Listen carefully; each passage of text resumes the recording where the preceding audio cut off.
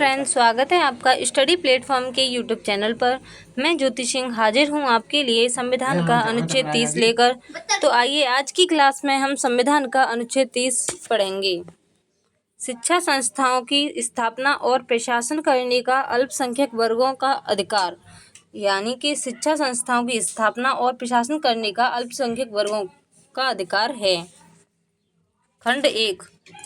धर्म या भाषा पर आधारित सभी अल्पसंख्यक वर्गों को अपनी रुचि की शिक्षा संस्थाओं की स्थापना और प्रशासन का अधिकार होगा।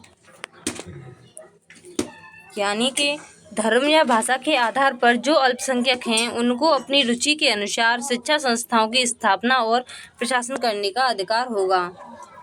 उपखंड क।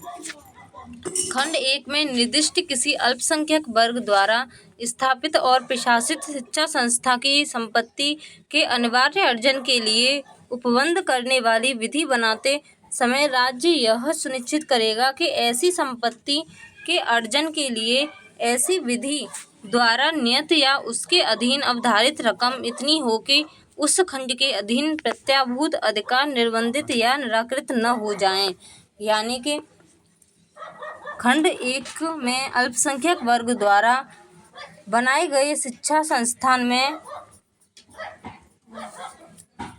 की प्रॉपर्टी को खरीदने के लिए राज्य कानून के द्वारा उस प्रॉपर्टी की जो रकम है मार्केट मूल्य पर उस प्रॉपर्टी को सरकार खरीदेगी जरूरत पड़ने पर। खंड 2। शिक्षा संस्थाओं को सहायता देने में राज्य किसी शिक्षा संस्था के विरुद्ध इस आधार पर विभेद नहीं करेगा कि वह धर्म या भाषा पर आधारित किसी अल्पसंख्यक वर्ग के प्रबंध में है। यानी कि राज्य सरकार अल्पसंख्यक वर्ग की शिक्षा संस्थाओं को सहायता देने के लिए धर्म या भाषा के आधार पर कोई भेदभाव नहीं करेगा। जिस शिक्षा संस्था को जितनी आवश्यकता है उसके हिसाब से पैसे दिए जाएंगे। धन्यवाद।